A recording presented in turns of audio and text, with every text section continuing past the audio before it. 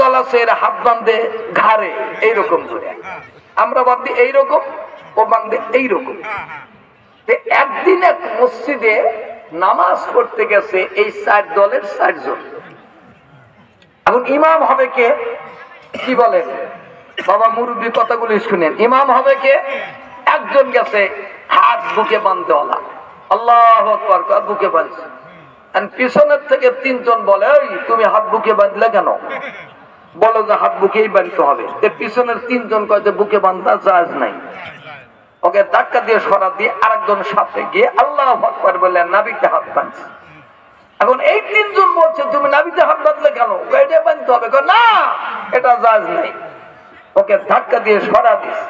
আরেকজন আল্লাহু আকবার বলে হাত বাঁধেই নেই। এখন বলছে যে এই তুমি হাত বাঁধলে না কেন? কয় হাত বাঁধা যাবে না। এখন ওই 3 জন ওকেও ধাক্কা দিয়ে সরা দিচ্ছে। আরেকজন আল্লাহু আকবার বলে ঘাড়ে হাত বাঁধছে।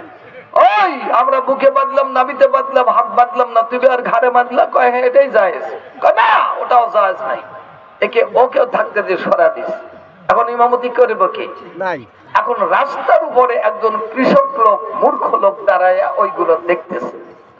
দেখার পর ও আবার যা বলছে, বাবা তোমাদের ইমামতি আমি করি, আমি পারবো ইমামতি করতে। তখন 4 জন চিন্তা করলো যে এ আবার মনে হয় আমাদের চেয়ে বেশি জানে। তখন ও আবার অজু করে সামনে যায় দাঁড়াইয়া আল্লাহু আকবার কয়া এই কপালে হাত বাঁধছে। তখন পিছনের 4 জন কয় যে বুকে বাঁধলাম জায়েজ নাই, নামিতে বাঁধলাম জায়েজ নাই, হাত ছেড়ে দিলাম জায়েজ নাই, ঘাড়ে বাঁধলাম তাও জায়েজ নাই, আবার তুমি কপালে বাঁধলে কেন? তখন ও জবাব দিচ্ছে যে বুকে বাঁধলা চললো না, নাবিতে চললো না, ছাড়ি দিলে চললো না, ঘাড়ে বাঁধলে চললো না, আমি কপালে বাঁধলাম এই জন্য যে এটা আমাদের নসিব। সুবহানাল্লাহ কর, এটা আমাদের নসিব, তাই আমি কপালে হাত পাতলাম। জোরে জোরে বলেন কার কথাটা ঠিক কিনা? ঠিক।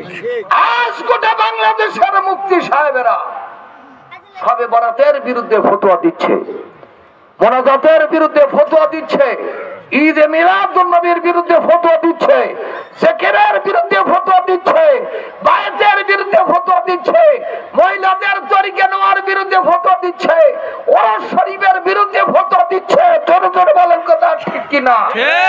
আজ মুসলমানেরা দিশাহারা হয়ে গেছে, কে কোন দিকে যাবে। সব বেদাত বেদাত বেদাত বেদাত আর বেদাত। সভাপতি সাহেব কি কন? কিন্তু 1 লক্ষ টাকা দিয়ে যে মাহফিল করে, কন্ট্যাক্ট করে, এটা জায়েজ। কথা বলেন না? ঠিক। তারা করে না? জোরে শব্দ করেন না কেন? তারা করে না? আপনারা ভয় করেন? তারা করে না? ওটা কোন কিতাবে পাইলো? ওটা কোন হাদিসে পাইলো? ও ওটা বুঝি পকেট টান হয়, এই জন্য। আসেন দেখি মহাপবিত্র কোরআন এবং হাদিসের থেকে আমাদের মুসলমান ভাইরা আগে যে নিয়ম নীতি করতেন, যেগুলা মিলাদ, কিয়াম, মোনাজাত, আগেকার আলেম ওলামা যখন কথা বলতে লাগতো চোখ দিয়ে পানি আসতো, ঠিক কিনা কর? চোখ দিয়ে পানি আসতো। মোনাজাত করতে লাগলে হাতটা তুললে চোখ দিয়ে পানি আসতেই পারে না। বিশ্বের যারা বড় বড় মুহাক্কিক মুহাদ্দিস আমাদের তাদের দেখতে হবে তারা কোরআন এবং হাদিসের ব্যাখ্যা কি করেছে। আবার আজ আমার প্রিয় নবীজিকে নিয়ে কথা বলতেছে যে নবীজি আমাদের মতোই একজন সাধারণ মানুষ। নবীজি আমাদের মতোই একজন সাধারণ মানুষ, তাকে এর চেয়ে বেশি ইজ্জত দেওয়া যাবে না। কিতাবে লেগেছে যদি কেউ বলে নবী আমাদের মতো সাধারণ মানুষ, তাহলে ওই ব্যক্তির পিছনে নামাজ হবে না, ওই ব্যক্তি কাফের, ওই ব্যক্তি মুনাফিক, ওই ব্যক্তি বেঈমান, তার পিছনে মুসলমানের নামাজ হইতে পারে না। আমার নবী হলেন রহমাতাল লিল আলামিন, আমার নবী হলেন রহমাতাল লিল আলামিন, আমার নবী হলেন রহমাতাল লিল আলামিন। ও তুমি রহমাতাল, বলেন ও তুমি রহমাতাল লিল আলামিন, ওরে আপনি উম্মতের জামিন, গুনাহগার উম্মতের আপনজন। ও দয়াল নবী, নূরের নবী গো, আপনি নবী আমার জীবনের জীবন। জোরে জোরে কন্যা মারহাবা। আমার নবী হলো রহমত আলামিন, নবীর মর্যাদা কি আর তাই বলে দেখেন কে বলেন নবী তো মরেই গেছে, কি বলেন বন্ধুরা আমার ভাই আমার, আমার নবীর শান এবং মান, আমার নবী কে ছিলেন রহমত আলামিন নবী। হাদিসের ভিতরে পড়েছেন তামাম পৃথিবীর কেউ যদি আমার নবীর উপরে দরুদ শরীফ পড়ে, আমার নবীকে যদি কেউ সালাম দেয়, ফেরেশতারা নবী পাকের রওজা মোবারকে এই সালাম পৌঁছে দেয়। কোন আশেক ব্যক্তি যখন নবীকে সালাম দেয় রে, আমার নবী বলেছেন আমি নবী তার আমার নিজ কান দ্বারা শুনতে পাই। জোরে জোরে কন্যা মারহাবা। কোন আশেক ব্যক্তি যদি সালাম দেয়, আমার নবী নিজ কান দ্বারা শুনতে পান। ওরা কয় শুনতে পাই না, তোর কানে তো ভাই মোহর মেরে দিয়েছে আল্লাহ, শুনবি কেমনে? ঠিক করে দিয়েছে আল্লাহ। আমার নবী আমার নবী আমার নবী দেখেন হাদিস, আমি একটা কথাও হাদিসের বাইরে বলবো না, কারণ আমি তো মুহাদ্দিস। কি বলেন? ঠিক। আমি তো 6 বছরে মুফতি না, আমি 18 বছর পরে মুহাদ্দিস হয়েছি, তারপরে আবার 4 বছর মুফাসসির, তারপরে আবার 8 বছর করতেই গেছে আমার 32 বছর, তারপরে চাকরি করেছি। আমার একটাই কথা ছিল, এরপরেও আমি জানি মহা জ্ঞান আমার আল্লাহ রাব্বুল আলামিন, সেই জ্ঞানের কাছে আমরা বিন্দু মাত্র না। এখন কিতাবগুলি প্রথমের থেকে পড়ি, বুখারী, মুসলিম, তিরমিজি, আবু দাউদ, নাসাই, ইবনে মাজাহ, এই কিতাবগুলো পড়ে দেখতেছি আমাদের তরিকতের সব কিছুই কোরআন এবং হাদিসের মধ্যে আছে। সুবহানাল্লাহ। এরা না পড়েই বলে যে নাই, এরা কেমনে করে না পড়েই কয় যে নাই, পড়েই না কয় নাই। যে মুহাদ্দিস কয়, যে মুফতি কয় হাদিসে নাই, আপনি তাকে জিজ্ঞাসা করবেন যে আপনি সকল হাদিস পড়েছেন কি না। আমার কথাটা বুঝতে পারলেন? আমার কথাটা বুঝতে পারছেন? কথা বলেন না কেন? আপনি জিজ্ঞাসা করবেন, ও মুফতি তুমি সমস্ত হাদিস পড়েছো কি না? ও অবশ্যই বলবে যে আমি পড়ি নাই। তুমি যদি না পড়ো, তুমি কেমন করে বলো যে নাই? তুমি বলো যে আমার পড়ার মধ্যে আমি পাইনি। কি বলে? আমার পড়ার মধ্যে আমি পাইনি। অবশ্যই তুমি যদি পড়তে পাইতা। বন্ধুরা আমার বারাত, আমার নবীর শান মান সম্পর্কে একটুখানি কথা আমি বলতে চাই। পৃথিবীর মধ্যে সবচেয়ে বড় হাদিসের ইমাম ছিলেন ইমাম বুখারী রাহমাতুল্লাহ। সুবহানাল্লাহ। হাদিসের বড় কিতাবের নাম কি? বুখারী শরীফ। কি বলেন? কি নাম? বুখারী শরীফ। বুখারী শরীফ পৃথিবীর মধ্যে সবচেয়ে বড় হাদিসের কিতাব হলো বুখারী শরীফ। तमाम পৃথিবীর সমস্ত আলেম ওলামা একমত, আসাহুল কিতাবে মিন বাদি কিতাবিল্লাহি তাআলা ওয়া হুয়া সহিহুল বুখারী। আল্লাহর আসমানের কিতাবের পরে পৃথিবীর বুকে যদি আর কোন সহিহ কিতাব থাকে, সেটাই হলো বুখারী শরীফ। জোরে কন্না সুবহানাল্লাহ। ইমাম বুখারী রাহমাতুল্লাহ, ওনার বাড়ি ছিল উজবেকিস্তানের সমরকন্দ বোখারায়। উনি যখন 6 বছর বয়স, ওনার তখন গুটি বসন্তে দুটো চোখ অন্ধ হয়ে গেল। আম্মা জানকে বলে, মা গো আমার ইচ্ছা ছিল আমি মদিনায় যাব, আমার নবীর দেশে। আমার নবী দুনিয়া থেকে বিদায় হওয়ার 283 বছর পর ইমাম বুখারী রাহমাতুল্লাহর জন্ম। উনি আম্মা জানকে বলেন, আম্মা আমার ইচ্ছা ছিল রে আমি মদিনায় গিয়ে মদিনার থেকে 6500 মাইল দূরে সমরকন্দ বোখারায়, নিজের গ্রামের নাম হলো বোখারা, এই জন্য কেতাবের নাম দিলেন বুখারী। জোরে কন্না মারহাবা। নিজের গ্রামের নাম বোখারা, কেতাবের নাম দিলেন বুখারী। বুখারী মানে আমার গ্রাম, আমার জন্মভূমি। চিন্তা করেছেন সভাপতি সাহেব? অনেকে মুফতিদের কাছে জিজ্ঞাসা করবেন, ও মুফতি সাহেব এই বুখারী শরীফের নাম বুখারী হলো কেন? ওযু দেখবেন নষ্ট হয়ে যাবে। ওযু কি হবে? নষ্ট হয়ে যাবে। নষ্ট হয়ে যাবে, বলতে পারবে না যদি না পড়া থাকে। আর যদি শুধু টাকার লাগে ওয়াজ করে, আজে বাজে একটা কিছু বলেই চলে যাবে। আর যদি কেতাবি আলেম হয়, তাহলে সে বলতে পারবে। বন্ধুরা আমার, ইমাম বুখারী আম্মাকে বলে, আম্মা আমার চোখ বন্ধ হয়ে গেছে, আমি আমি কেমন করে মদিনা যাব? আম্মা বলে বাবা গো আমি তোমার জন্য দোয়া করি, তুমি চলে যাও সোনার মদিনায়। অন্ধ ছেলে 6 বছরের রওনা দিলেন সমরকন্দ বোখারাত থেকে 6,500 মাইল পথ। তিনি একা একা পায়ে হেঁটে চলে এলেন সোনার মদিনায় আমার নবীর দেশে। নবীর দেশে তখন সবচেয়ে বড় মুহাদ্দিস ছিলেন যার নাম হলো ইমাম মুহাম্মদ রহমাতুল্লাহ। ইমাম মুহাম্মাদের দরবারে ইমাম বুখারী রহমাতুল্লাহ হাদিস শেখার জন্য তিনি গেলেন। সেখানে শুনে শুনে সেখানে ঢুকলেন। সেই ঘরে প্রতিদিন প্রায় 500-600 করে ছাত্রকে হাদিস পড়ানো হয়। ইমাম বুখারী ওই ঘরের কোনায় যে বসে থাকেন। 6 মাস যখন পার হয়ে গেল, একদিন ওস্তাদ ইমাম মুহাম্মদ রহমাতুল্লাহ ইমাম বুখারীকে বলে বাবা তোমার বাড়ি কই? বলছে বাড়ি আমার সমরকন্দ বোখারায়। তুমি এসেছো কোথায়? কয় মদিনায় হাদিস শেখার জন্য এসেছি হুজুর। কয় কতদিন থেকে এসেছো? বলল 6 মাস হলে আপনার মাদ্রাসায় পড়ি। তখন বলছে বাবা এই 6 মাস হলে সমস্ত ছাত্রদেরকে আমি হাদিস শেখাই, কিন্তু তুমি একদিনও তো আমাকে হাদিস পড়া দাও নাই, আমাকে হাদিস শোনাও নাই। ইমাম বুখারী অন্ধ ছিলেন, তখন বলে হুজুর এই 6 মাস হলে আপনি যত হাদিস পড়ালেন সমস্ত হাদিস আমার মুখস্থ হয়ে গেছে। জোরে কন্যা সুবহানাল্লাহ। অন্ধ ছেলে 6 মাস সব হাদিস আমার মুখস্থ। আল্লাহ জোরে বলেন না, আল্লাহ আরো জোরে বলেন না। নবীর দেশে কিতাব শিখতে আসছে ইমাম বুখারী রহমাতুল্লাহ। ওস্তাদ তখন দোয়া করে আল্লাহর দরবারে হে খোদা পাক পরওয়ারদিগার বেনিয়াজ এই ছেলের চোখ ছিল অন্ধ হয়ে গেল, দুটো চোখ বন্ধ হয়ে গেছে। গোটি বসন্তে রব্বুল আলামিন তোমার কদম মোবারকে আজকে দিয়ে দোয়া করি হাত তুলে কান্দে। ওস্তাদ বলছো আল্লাহ তুমি এই ছেলের চোখ দুটি আবার ভালো করে দাও। ইমাম বুখারী রহমাতুল্লাহ বললেন আমার ওস্তাদ আমার জন্য দোয়া করলো।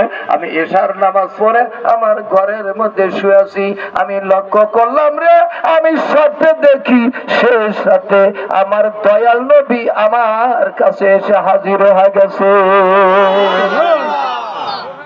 ইমাম বুখারী রহমাতুল্লাহ বললেন শেষ রাতে যখন আমার আল্লাহর হাবিব আমার কাছে হাজির, আমার প্রিয় নবীজি তার জান্নাতি হাতখানা যখন আমার চোখের উপরে মালিশ করে দিলেন, সঙ্গে সঙ্গে আমার দুটো চোখ জন্মের মতো ভালো হয়ে গেল।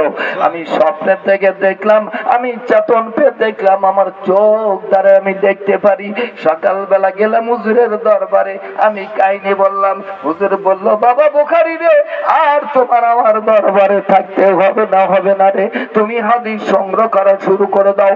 ইমাম বুখারী রহমাতুল্লাহ হাদিস সংগ্রহ করে শুরু করে দিলেন। গোটা আরব মুলুকের সমস্ত দেশে তিনি হাদিস সংগ্রহ করতে লাগলেন। দীর্ঘ 16টি বছর তিনি হাদিস সংগ্রহ করলেন। একটা হাদিস পেতেন কাগজে লিখতেন, আর একটা পেতেন হরিণের চামড়া, উটের চামড়া, খেজুরের পাতায়। এইভাবে 6 লক্ষ হাদিস ইমাম বুখারী রহমাতুল্লাহ সংগ্রহ করে 3 লক্ষ হাদিসের হাফেজ ছিলেন তিনি। 3 লক্ষ হাদিস উনি মুখস্থ করলেন। আমার সম্মানিত ভাইজানেরা গভীর মনোযোগ। এরপরে তিনি চিন্তা করলেন আমি যখন দুনিয়া থেকে বিদায় হয়ে যাব এই হাদিসগুলো এলোমেলো হয়ে যাবে, বিভিন্ন জায়গায় ছিটিয়ে ছড়িয়ে যাবে, এইটা কিতাব আকারে লিখতে হবে। তবে কোন হাদিস সহিহ কোন হাদিস জয়ীফ এটা তো আমি জানি না, জানে আমার দয়াল নবী।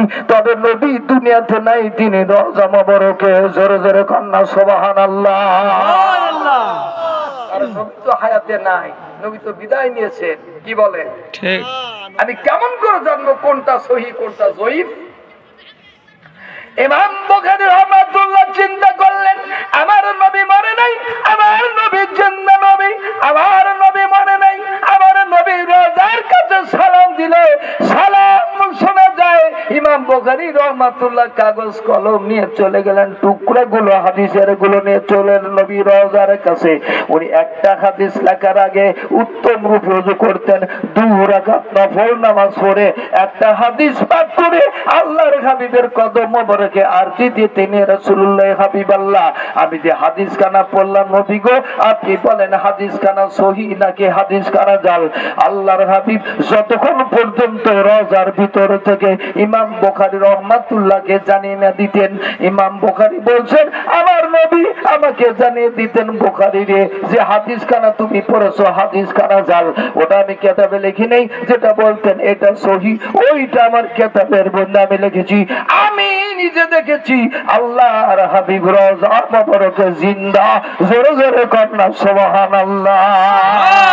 ইয়া রাসূলুল্লাহ ইয়া হাবিবাল্লাহ ইয়া রাসূলুল্লাহ ইয়া হাবিবাল্লাহ ইয়া নবী গো পাগলের ওই বেশে গোরা করে দিও রাখা এই মাহফিলে এসে নিয়েছি নবী গো পাগলেরই বেশে দয়া করে দিও দেখা স্বপ্নে এসে বলেন না মারহাবা। মারহাবা। আমার নবীকে স্বপ্নে দেখলে জীবনের গুনাহ মা কথা বলেন না, জীবনের গুনাহ মা কে কে দেখতে চান হাত তোলেন। আল্লাহু আকবার বলেন, আল্লাহু আকবার বলেন, আল্লাহু আকবার বলেন। হাত নামাবেন না, কেউ নামাবেন না। হে আল্লাহ জোরে বলেন, হে আল্লাহ তোমার নবীকে স্বপ্নে দেখানো না পর্যন্ত আমাদের কবরে নিও না। জোরে বলেন আমি, জোরে বলেন আমি, আর জোরে বলেন আমি, আর জোরে বলেন আমি। হাত দাবান দেখা দিতে পারে না, জোরে বলেন পারে। তাকে স্বপ্নে দেখলে জীবনের গুনাহ মাফ, আমাকে দেখলে মাফ হবে বাবা না আমার দেখলে আমি কেমন করে নবীর মতো হইলাম?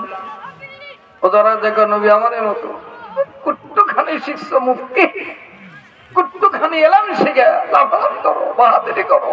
আর যত মৌলবীরা কেতাব জানে না, কেতাব জানে না। তারা লেখাপড়া করছে, আমরা ঘরের ঘাস কেটে প্রিন্সিপাল গিরি করছি।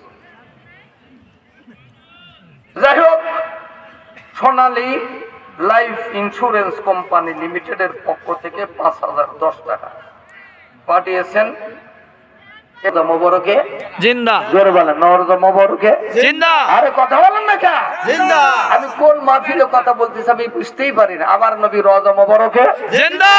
ইয়েস অথবা নট বলতে হবে, মুনাফিক হবেন না কেউ। হয় হ্যাঁ অথবা না। কি বলেন সভাপতি সাহেব? ঠিক। হয় ইমাম হুসাইন না হয় এজিদ, যা কোনো এক দলের। দেশটাকে নষ্ট করে ফেলা দিচ্ছে তথাকথিত কিছু মুফতি, কিছু মুফতি সাহেব। 6 বছরে মুফতি, 6 বছরের টাইটেল পাস, এ বুঝি পাগল? 6 বছরে কি এমএ পাস করায়? জোরে বলেন ঠিক। 6 বছরে কি এমএ পাস করায়? না। 6 বছরে মুফতি হয় মাদানি হিসেবে। আমি বুঝি না সভাপতি সাহেবেরা কি শেখে আর কি শিক্ষা দেয় জনগণকে। আর কোনো কথা পাওয়া নাই, পাইছেও শুধু পি। সুদখোর ঘুষখোর কত সমাজে, দুর্নীতিবাজ কত, তাদের বিরুদ্ধে ওয়াজ নাই। এক ওয়াজ আমার নবীকে নিয়ে, মিলাদ নিয়ে, কিয়াম নিয়ে, জিকির নিয়ে, পীর নিয়ে। ঠিক কিনা কর? আর কোনো ওয়াজই নাই। ঠিক। বন্ধুরা আমার, ভাই আমার, এইবার দেখেন আমি হাদিস থেকে একটা হাদিস আমি আপনাদেরকে বলি, যেটা হলো বাবুল কেরামত মিশকাতুল মাসাবির মধ্যে হাদিস খানা পৃষ্ঠা হলো 545, হাদিস নম্বর 5938। কথাগুলি কিন্তু রেকর্ড হচ্ছে। কি বলেন? ঠিক। কথাগুলি কথা বলেন না কেন? কথাগুলি রেকর্ড হচ্ছে। এটা কি অস্বীকার করতে পারবো? আমার ওয়াজ আন্তর্জাতিক চ্যালেঞ্জ, বাংলাদেশ না, আন্তর্জাতিক চ্যালেঞ্জ। তুমি কত বড় মুফতি হয়েছে, কেতাব দিয়ে বসো, আমি বলি কত পৃষ্ঠায় কত নম্বর হাদিস বাই করো। যদি দেখার চোখটা থাকে নিয়ে আসো, আমি বাই করে দেখা দিই। ঠিক। ঠিক। আমার বাড়িতে হাজার কেতাব আছে, আর মহান মুর্শিদের দয়া বাড়ি নিকটে না, তাই দেখাতে পারতেছি না। যেদিন মাহফিল থাকে না সারা রাত বসে বসে পড়ি। এরকম আর 12-14টা নোট আছে। আমার এই নোটগুলো যদি কেউ গ্রহণ করে তামাম দুনিয়ার কেতাব সে পেয়ে যাবে। বন্ধুরা আমার, ভারত মিশকাতুল মাসাবি বাবুল কেরামত 5938 নম্বর হাদিস। ওয়ান আবি যাজাইন ক্বালা কুইতু আলাল মাদিনাতে কাতান সাদিদান ফাসাকাউ ইলাল আয়েশা। আল্লাহর হাবিবের একজন সাহাবী হাদিস খানা বর্ণনা করেছেন, গভীর মনোযোগ, যেন হাদিসের দর্শ দিচ্ছি আমি আপনাদের কাছে। আমি বুখারী শরীফ খতম দিয়েছি, মুসলিম তিরমিজি শরীফ খতম দিয়েছি। আমি একবার থেকে হাফেজরা কোরআন শরীফ পড়ে আমি বিশাল বিশাল মাহফিলে যাই, মুফতি সাহেবদেরকে বলি ফতোয়া দাও, একজন দ্বারা বলো যে আমি বুখারী শরীফ খতম দিয়েছি, একজনও হাত তোলে না। সুবহানাল্লাহ না, বলে বলো না সুবহানাল্লাহ। সুবহানাল্লাহ। হাত তোলা যা হাদিসে নাই। খতম দে কি বলে, কোরআন খতম দিয়ে টাকা তো কামাই খুবই করো, হাদিস খতম দিলে বুঝি টাকা পাওয়া যায় না, এই জন্য খতম দেওয়া না। হ্যাঁ, দিতে লাগলে আবার ওযু নষ্ট হয়, তার কারণ হাদিসের এর ইবারত গুলার ভিতরে একটার মধ্যে জের জবর পেশ নাই। এইগুলো এক নাম্বার আরবি গ্রামার জানা না থাকলে সে কোনোদিন পড়তেই পারবে না। জের জবর পেশ দিয়ে পড়তে হয়, নারার জের জবর পেশ নাই। সম্মানিত ভাই জানে না, একবার মদিনায় দুর্ভিক্ষ হলো, আমার নবী বিদায় হয়ে গেছে, আমার নবী নাই দুনিয়াতে, 6 মাস বৃষ্টি হয় না। মদিনার সমস্ত লোকেরা চিন্তা করলো মদিনায় ফসল হয় না, খেজুর গাছগুলো মরে যাচ্ছে। আমার ভাই জানেরা সকলে চলে গেল হযরত উম্মাহাতুল মুমিনিন হযরত আয়েশার কাছে। সুবহানাল্লাহ না, সুবহানাল্লাহ। কোথায় গেল? আয়েশার কাছে। আয়েশাকে উম্মাহাতুল মুমিনিন, মুমিনদের মা। হযরত আয়েশা যদি মুমিনদের মা হয়, তাহলে আমার নবীজি মুমিনদের বাবা। মুমিনদের কিন্তু বাবা, সবার না। কার বাবা? মুমিনদের। মুমিনদের বাবা। মুসলিম আর মুমিন পার্থক্য আছে, কালেমা পড়লেই মুসলিম হয়। আর আমার নবীকে যারা হৃদয় দিয়ে ভালোবাসে, জীবনের চেয়ে যারা নবীকে ভালোবাসে, আর তার হলো মুমিন। চিৎকার দিয়ে বলেন না সুবহানাল্লাহ। সুবহানাল্লাহ। মুসলিম হওয়া সহজ, মুমিন হওয়া সহজ সহজ না। নয়। উম্মাহাতুল মুমিনিন হযরত আয়েশার কাছে গেলেন, ফাসাকাউ ইলা আয়েশা ফাকালাত উনজুরু কবরান নবী। হযরত আয়েশার কাছে বলে, উম্মাহাতুল মুমিনিন, মদিনায় বৃষ্টি হয় না, আর সমস্ত ফসল নষ্ট হয়ে গেল, বৃষ্টির ব্যবস্থা করে দেন। হযরত আয়েশা রাদিয়াল্লাহু তাআলা আনহা তখন কি করলেন? ওনার কিন্তু বলা দরকার ছিল আল্লাহর কাছে দোয়া করেন। কি বলেন? ঠিক। বলার দরকার ছিল কি? বলার দরকার ছিল আল্লাহর কাছে দোয়া করে। হযরত আয়েশা তা না বলে তিনি বললেন কোয়ালাত। হযরত আয়েশা বললেন উনজুরু কবরান নবী, আপনাদের যদি বৃষ্টির দরকার হয় আমার নবী রওজার কাছে যে তোমরা আবেদন করো। জোরে জোরে বলেন না সুবহানাল্লাহ। সুবহানাল্লাহ। যেতে বললেন কোথায়? নবী রওজায়। জোরে বলেন, যেতে বললেন কোথায়? নবী রওজায়। কথাটা কোথায় আছে? হাদিসে। কথা বলেন না কা? হ্যাঁ। কথাটা কোথায় আছে? হাদিসে। কোন হাদিসে? মিশকাত। মিশকাত শরীফের মধ্যে। হাদিস নাম্বার হলো 5938, 545 পৃষ্ঠায় হাদিস খানা আছে। আমার ভাইজানেরা, সহিহ হাদিস, একটা জাল হাদিস নয়। উম্মাহাতুল মুমিনিন বললেন, উনজুরু কবরান নবী, বৃষ্টির যদি দরকার হয় তোরা নবী রওজার কাছে যা বলো। জোরে জোরে কন্যা সুবহানাল্লাহ। আরে রওজার কাছে যায় যদি বলা হয়, আরে রওজা, ওরা বলে নবী মরে গেছে, ওরা বলে নবী মরে গেছে, এ মরা নবীর কাছে যা যাওয়া শিরক। আরে রওজার কাছে যায় এইটা যদি যাওয়া শিরক হয়, তবে হযরত আয়েশা রাদিয়াল্লাহু তাআলা আনহা জীবনের সবচেয়ে আগে তিনি শিরক করেছেন। জোরে জোরে বলেন কথা ঠিক কিনা? শিরক করছে আগে কে? আয়েশা। গেলেন কোথায়? নবী রওজায়। রওজার কাছে। বলো নবী রওজার কাছে যা বলো, বলো বলো উনজুরু কবরান নবী, নবী রওজা দেখা দিলেন। বন্ধুরা আমার, ভাইরা আমার, ওরা চলে গেল তখন নবী রওজার কাছে। ফাজালু মিনহু কুমান ইলা সামাই হাত্তা লা ইয়াকুনা বাইনাহু ওয়া বাইনাস সামাই সাকুন। হযরত আয়েশা সিদ্দিকা বলেন, নবী রওজার উপরে খেজুর পাতার ছাউনি, ওই ছাউনিগুলো সরা দাও। আমার নবী রওজা আর আসমান, এর মধ্যে যেন কোনো বাধা না থাকে, তোমরা বাধাগুলি দূর করে দাও। রওজার উপর থেকে খেজুরের ছাউনিগুলো তোমরা সরা দাও। আল্লাহর হাবিবের সাহাবীরা তাই করলেন। তখন এইগুলো যখন সরা দাও হলো রে, বাদালু মাত্রান মুতিরুফা মাত্রান মাত্তা নাবাসালা গাইসা। এরপরে যখন বৃষ্টি হলো মুষলধারায় 3 দিনে বৃষ্টি হলো, মদিনার রাস্তাগুলো পানিতে ডুবে গেল। জোরে জোরে কন্যা মারহাবা।